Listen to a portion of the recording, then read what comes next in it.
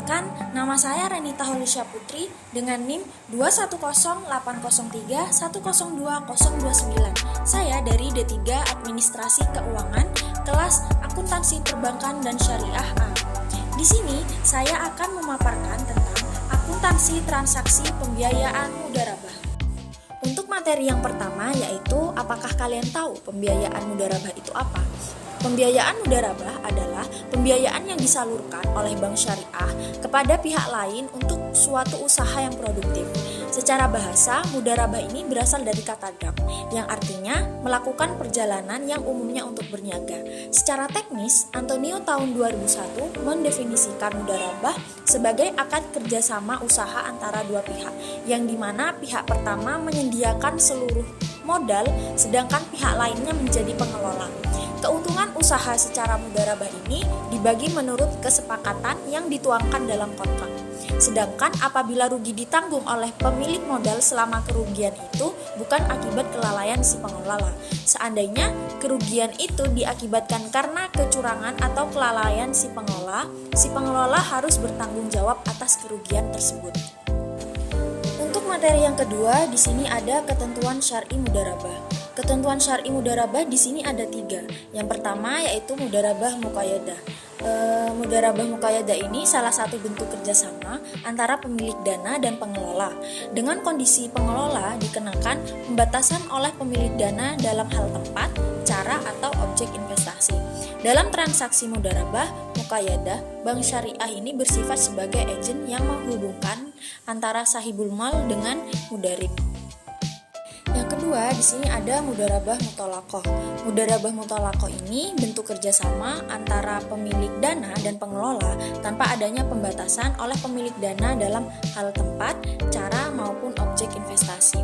Dalam hal ini, pemilik dana memberi kewenangan yang sangat luas kepada mudharib untuk menggunakan dana yang diinvestasikan. Ketentuan syar'i mudharabah yang ketiga, di sini ada mudharabah musyitarokah. Bentuk mudharabah yang dimana pengelola dana menyertakan modal atau dananya dalam kerjasama investasi.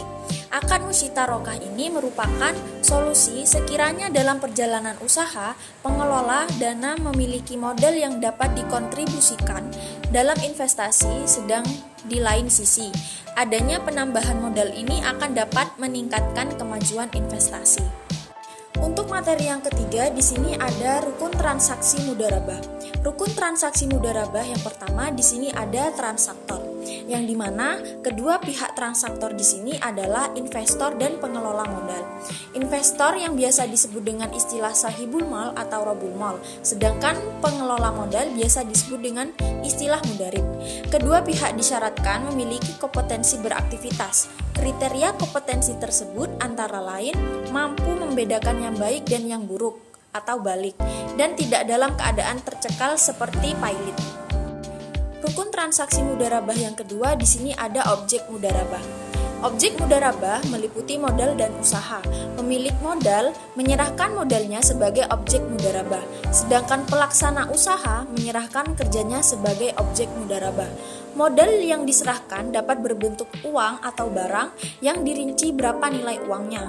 Modal tidak dapat berbentuk piutang dan harus dibayarkan kepada mudharib baik secara bertahap maupun tidak sesuai dengan kesepakatan dalam akad.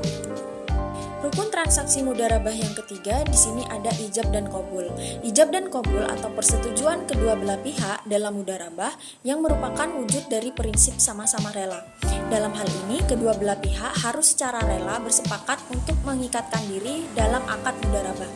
Si pemilik dana setuju dengan perannya untuk mengkontribusikan dana, sementara si pelaku usaha setuju dengan perannya untuk mengkontribusikan kerja. Akad mudharabah pada dasarnya sama dengan akad-akad yang lainnya dalam aspek yang bersifat umum.